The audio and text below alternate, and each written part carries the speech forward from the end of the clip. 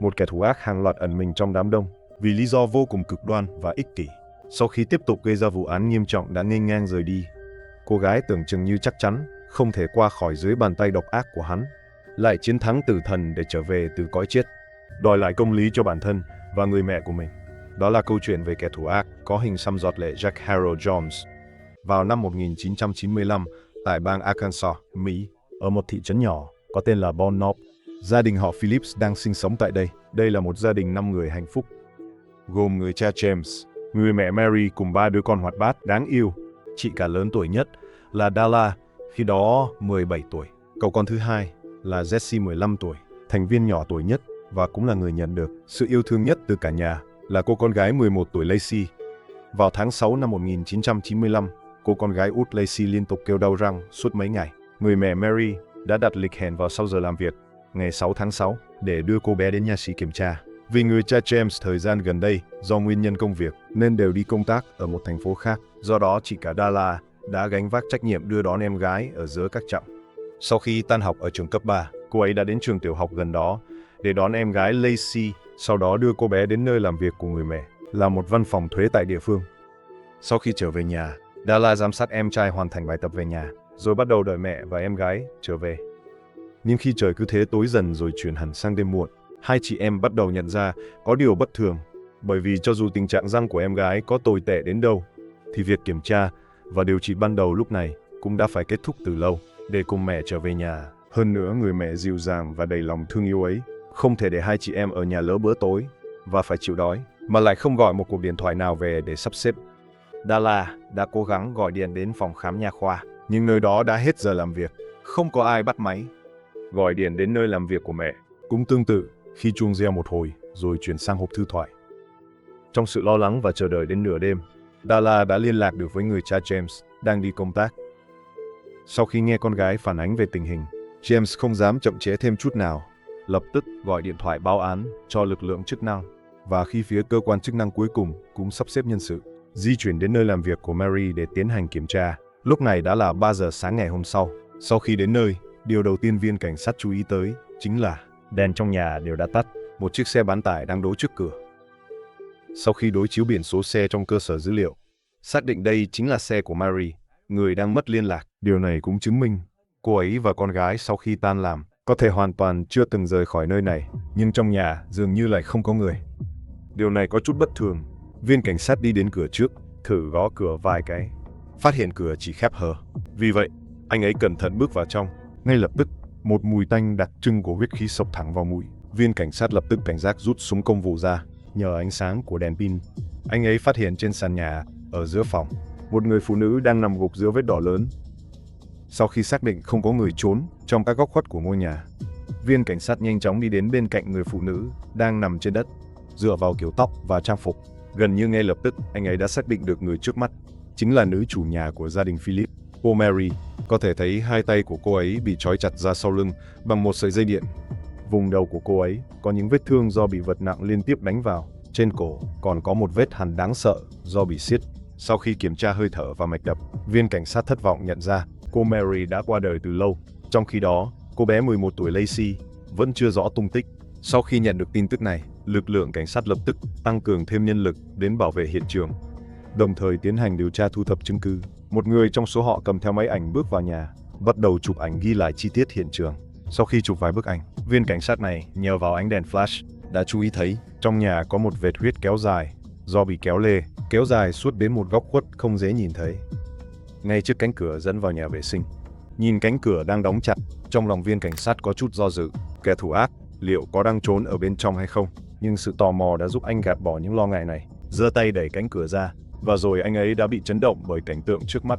Chỉ thấy trong phòng vệ sinh chật hẹp, một chiếc ghế bị lật đổ trên sàn. Một cô bé cũng bị dây điện trói ngược hai tay, rồi bị dây thừng buộc chặt vào chiếc ghế này. Phần đầu của cô bé cũng có vài vết thương do vật tủ tấn công mạnh. Quần áo trên người gần như đều bị huyết nhuộm đẫm, nằm gục trong vết đỏ, hoàn toàn không còn động tĩnh, không còn nghi ngờ gì nữa. Đây chính là Lacey bị mất tích, và cô bé cũng đã bị hãm hại giống như người mẹ của mình.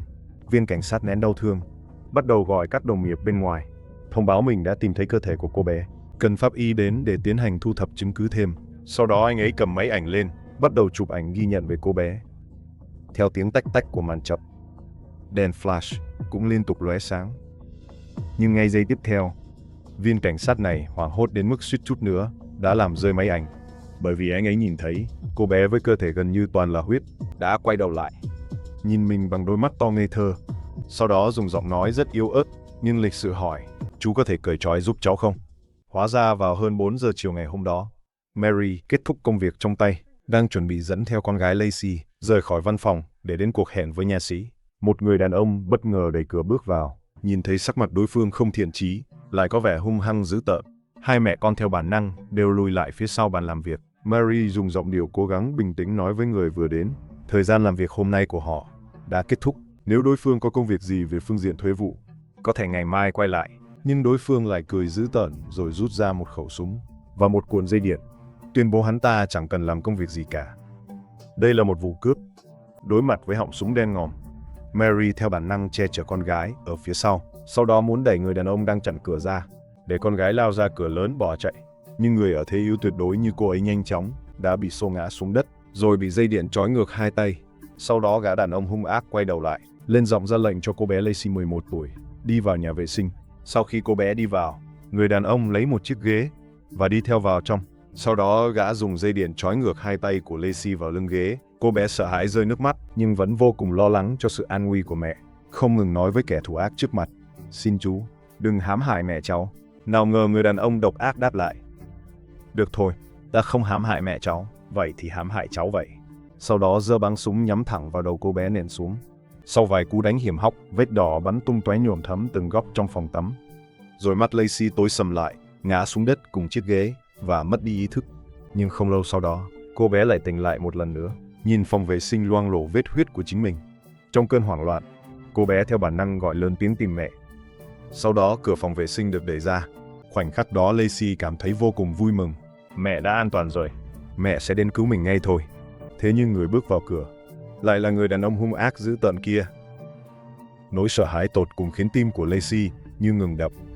Điều cô bé không biết lúc đó là, ngay trong khoảng thời gian cô bé hôn mê, người đàn ông đã ở căn phòng bên cạnh, xâm hại và đoạt mạng mẹ của cô bé, bà Mary. Sau khi nghe thấy tiếng kêu nhọn hoắt của cô bé, gã tức giận lao vào phòng tắm.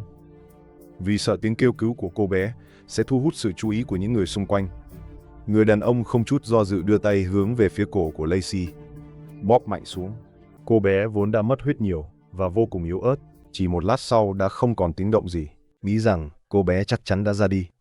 Người đàn ông đứng dậy, nhanh chóng trốn thoát khỏi hiện trường vụ án, mà gã không chú ý tới lúc đó, Lacey kiên cường vẫn giữ được một hơi thở yếu ớt. Một khoảng thời gian trôi qua, Lacey lại từ trong hôn mê tỉnh, lại không dám gọi cứu lớn tiếng nữa, chỉ có thể cố gắng vặn vẹo cơ thể tìm cách thoát khỏi sự trói buộc. Ngặt nỗi cô bé đã vô cùng yếu ớt, hoàn toàn bất lực trước sợi dây điện buộc chặt hai tay. Cứ như vậy, cô bé lúc tỉnh lúc mê trong màn đêm tăm tối, trải qua gần 12 tiếng đồng hồ, cho đến khi một loạt âm thanh cạch cạch lại đánh thức cô ấy một lần nữa. Lacey quay đầu mở mắt ra, liền nhìn thấy một sĩ quan cảnh sát đang chụp ảnh. Người vốn tưởng rằng cô ấy đã qua đời, đối phương cũng bị cô ấy làm cho giật mình. Sau đó Lacey được xe cứu thương nhanh chóng đưa đến một bệnh viện nhi gần đó. Sau khi trải qua ca phẫu thuật cấp cứu, cô ấy được đưa vào phòng chăm sóc đặc biệt. Trong thời gian này, những người lớn túc trực bên cạnh không ngừng cố gắng hỏi cô ấy về quá trình xảy ra vụ án, nhưng trong tâm trí của một Lacey đang hôn mê lúc đó chỉ có một ý nghĩ duy nhất, đó là xác nhận xem mẹ có còn an toàn hay không. Vì vậy, cô ấy cũng không ngừng hỏi, mẹ cháu vẫn ổn chứ? Mẹ đang ở đâu? Những người xung quanh không ai nỡ lòng cho cô ấy biết chuyện người mẹ đã bị hãm hại quyên sinh, chỉ có thể đưa những con thú nhồi bông vào tay cô ấy, lại an ủi cô ấy bớt lo lắng và nghỉ ngơi nhiều hơn. Lacey cũng chỉ biết tự an ủi bản thân trong lòng, mẹ chắc chắn vẫn còn sống, chắc cũng đang được cấp cứu ở đây. Cho đến ngày hôm sau, sau khi bác sĩ xác định Lacey đã qua khỏi cơn nguy kịch, người cha James mới bước vào phòng bệnh, thông báo cho cô ấy tin dữ này. Tin buồn về người mẹ khiến cô bé chịu đả kích lớn, đồng thời cô ấy cũng nhận ra ký ức và lời khai của mình sẽ trở thành bằng chứng then chốt giúp cảnh sát bắt giữ hung thủ, đòi lại công lý cho người mẹ và chính mình, đồng thời ngăn không cho có thêm nhiều người bị hại. Vì vậy, dù đau đớn, cô ấy vẫn dần hồi tưởng lại trong tâm trí tất cả các chi tiết mà bản thân đã trải qua vào đêm hôm đó. Cùng với đặc điểm khuôn mặt của người đàn ông kia, cô ấy đã kể chi tiết về chiều cao của đối phương, vóc dáng và trang phục. Và điều quan trọng nhất là Lacey nhớ ra phía dưới khóe mắt của người đàn ông này có một hình xăm giống như giọt nước mắt. Thông tin mấu chốt này đã giúp thu hẹp phạm vi điều tra của lực lượng cảnh sát một cách đáng kể. Sau khi tiến hành tìm kiếm trong hồ sơ tội phạm hiện có, một người đàn ông địa phương tên là Jack Jones đã lọt vào tầm ngắm của cảnh sát. Jack là một kẻ có nhiều tiền án tiền sự và có vấn đề nghiêm trọng về tâm thần. Theo tài liệu từ phía cảnh sát hiển thị, hắn sinh năm 1964 tại bang Ohio. Người cha nghiện rượu nặng, người mẹ lại là một kẻ cuồng bài bạc. Lớn lên trong một gia đình biến dị như vậy, vào thời kỳ thiếu niên, hắn đã bị chẩn đoán mắc chứng rối loạn nhân cách chống đối xã hội và rối loạn lưỡng cực, đồng thời từng nhiều lần tìm cách tự kết liễu. Khi trưởng thành, vì khuynh hướng bạo lực và vấn đề tâm thần, hắn đã nhiều lần bị bắt buộc đưa vào bệnh viện tâm thần để điều trị. Sau đó hắn cũng liên tục phạm tội, trở thành kẻ ngoài lề xã hội liên tục vào tù ra tội. Đặc điểm ngoại hình của hắn hoàn toàn trùng khớp với mô tả của Lacey về kẻ thù ác. Điều quan trọng hơn là ngay phía dưới mắt trái của hắn thực sự có một hình xăm giọt nước. Vì vậy, phía cảnh sát đã ngay lập tức tìm đến hắn để tiến hành hỏi đáp. Điều nằm ngoài dự tính của các viên chức điều tra. Cuộc thẩm vấn vừa mới bắt đầu, Jack đã dứt khoát thừa nhận kẻ hãm hại hai mẹ con Mary và Lacey chính là mình. Sau đó, động cơ phạm tội mà hắn đưa ra càng khiến mọi người bàng hoàng. Đó chính là để trả thù phía cảnh sát. Theo lời khai của Jack, vợ của hắn đã bị kẻ khác xâm hại vào thời gian trước đó. Nhưng sau khi Jack trình báo vụ việc, phía cảnh sát hoàn toàn không bận tâm, không lập hồ sơ vụ án, không tiến hành điều tra theo dõi. Điều này khiến hắn vô cùng phẫn nộ trong lòng. Vì thế đã lên kế hoạch thực hiện một vụ án lớn để làm bé mặt phía cảnh sát. Vào sáng ngày 6 tháng 6, khi đi ngang qua con đường đó, hắn nhìn thấy Mary đang làm việc. Liền tạm thời vạch ra kế hoạch phạm tội này và quay trở lại thực hiện vào ngay buổi tối hôm đó. Hắn đã kể lại chi tiết. Ngày hôm đó đã dùng một khẩu súng BB như thế nào để đe dọa và khống chế Mary cùng Lacey. Sau đó đã gây thương tích và làm nhục Mary ra sao. Cùng với chi tiết đã cắt đứt dây điện của một máy pha cà phê tại hiện trường, rồi dùng nó để đoạt mạng người mẹ này. Có thể nói hai mẹ con Mary và Lacey thực sự không làm gì sai, nhưng lại phải gánh chịu tai họa vô cớ.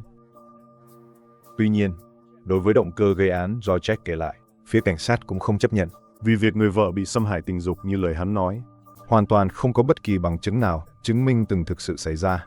Bản thân vợ của Jack cũng chưa từng trình báo vụ án, do đó phía cảnh sát hoàn toàn không có lý do để lập án điều tra. Hơn nữa, ngay trước khi vụ án xảy ra không lâu, Jack lại vừa bị bắt buộc đưa vào bệnh viện tâm thần, bị buộc phải tiếp nhận điều trị. Vì vậy, động cơ và hành vi phạm tội này của hắn thực sự rất đáng nghi ngờ. Tuy nhiên, dù hắn có bất kỳ lý do gì, đều không thể biện hộ cho vụ án nghiêm trọng này. Tháng 4 năm 1996, bồi thẩm đoàn phán quyết Jack bị cáo buộc tội danh đoạt mạng người khác, tội làm nhục, cùng với tội bất thành việc hãm hại người khác thảy đều thành lập. Hắn lần lượt bị tuyên án tử hình, tù trung thân, cùng với 30 năm tù giam. Và đây mới chỉ là sự khởi đầu cho việc vạch trần cuộc đời tội lỗi của hắn. Sau khi vào tù, cảnh sát đã thu thập mẫu DNA của hắn, nhập vào cơ sở dữ liệu DNA của liên bang CODIS năm 2007. Cơ sở dữ liệu phát ra cảnh báo trùng khớp, hiển thị DNA của Jack có liên quan đến một vụ án khác. Đó là vào năm 1991, một người phụ nữ 31 tuổi, tên là Lori Barrett, đã bị hãm hại sau khi bị xâm hại ngay tại nhà mình. Do không đủ manh mối, cảnh sát chỉ có thể tạm dừng điều tra sau một thời gian. May mắn là một số bằng chứng thu thập được tại hiện trường, bao gồm cả dịch cơ thể nghi do hung thủ để lại, đều được bảo quản. Năm 2007, khi những dữ liệu này được phân tích và nhập vào hệ thống, thông tin của Jack đã hiện lên. Không lâu sau, hắn lại phải nhận thêm một bản án chung thân vì vụ án mạng này. Tuy nhiên, đối với kẻ đã gánh trên mình một phán quyết tử hình như hắn, điều này cũng không còn quá nhiều khác biệt. Trong những ngày sau đó, Jack cùng luật sư của mình đã tiến hành hàng loạt kháng cáo, với hy vọng dùng lý do bất ổn về tâm thần để đảo ngược phán quyết tử hình nhằm giữ lại mạng sống. Thế nhưng trong mỗi phiên điều trần, Lacey dũng cảm đều sẽ đứng trên bục nhân chứng, hết lần này đến lần khác đối diện với nỗi sợ hãi trong lòng, kể lại những tội ác mà Jack đã gây ra cho mẹ cô ấy và chính cô ấy. Điều này khiến các đơn kháng cáo của Jack liên tục bị bác bỏ. Cuối cùng vào ngày 24 tháng 4 năm 2017, 20 năm sau khi bị tuyên án, Jack đã thi hành án tử hình bằng hình thức tiêm thuốc độc tại nhà tù bang Arkansas, kết thúc cuộc đời 52 năm của mình. Lacey cũng đã đến hiện trường, tận mắt chứng kiến kết cục của kẻ thù ác. Không biết có phải do lương tâm trỗi dậy trước khi quyên sinh hay không, Jack vào thời khắc cuối cùng của cuộc đời đã bày tỏ lời xin lỗi đối với các nạn nhân. Trước khi bị thi hành án, còn để lại một bức thư cho em gái mình. Trong thư đã thú nhận một vụ án nghiêm trọng mà hắn gây ra từ năm 1983 xa xôi hơn, Vào ngày 2 tháng 5 năm Đông, nữ sinh viên đại học 20 tuổi Regina Harrison tại thành phố Hollywood, bang Florida, khi đang đạp xe, đã bị hãm hại sau khi bị xâm hại. Vì vào thời điểm đó chưa có sự hỗ trợ của công nghệ DNA, phía cảnh sát chỉ có thể dựa vào mô tả của nhân chứng để đưa một người đàn ông tên là Ronald Henry Stewart vào danh sách nghi phạm hàng đầu. Bản thân Ronald này cũng không phải là người lương thiện, khi đó vừa bị bắt giữ vì thực hiện hàng loạt vụ làm nhục. Xét thấy bản thân y có nhiều tiền án tiền sự, hơn nữa lại không có bằng chứng ngoại phạm vững chắc để tránh việc phải nhận án tử. Ronald cuối cùng đã lựa chọn thừa nhận vụ việc đoạt mạng này cũng do mình thực hiện. Theo thỏa thuận nhận tội, y đã bị tuyên án 50 năm tù giam. Năm 2008, tức là sau 25 năm chấp hành hình phạt tù, Ronald đã qua đời trong tù vì căn bệnh ung thư. Vụ án này suốt nhiều năm qua luôn được coi là có chứng cứ xác thực, cho đến khi bức thư của Jack xuất hiện. Cơ quan điều tra phát hiện lời tự thuật của hắn trùng khớp ở mức độ cao với các chi tiết của vụ án năm xưa. Sau khi tiến hành đối chiếu DNA, cuối cùng đã xác định Jack mới là hung thủ thực sự. Ronald đã bị hàm oan. Tuy nhiên lúc này, cả hai người đàn ông đều đã không còn trên cõi đời. Cuối cùng, hãy nói về cô gái Lacey trong toàn bộ câu chuyện này, người khiến chúng ta khâm phục và cảm động nhất. Dù lúc 11 tuổi đã phải trải qua ký ức kinh hoàng và đau đớn như vậy, cô ấy vẫn không bị quật ngã.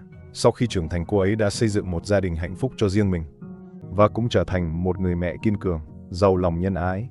Cô ấy tin chắc rằng chỉ có nỗ lực sống vui vẻ và hạnh phúc hơn mới có thể khiến người mẹ quá cố ở trên trời được an lòng. Vụ án ngày hôm nay xin được khép lại tại đây. Một lần nữa vô cùng cảm ơn các bạn đã xem tới đây và đăng ký kênh Hồ sơ vụ án có thật. Xin chào và hẹn gặp lại các bạn trong video tiếp theo.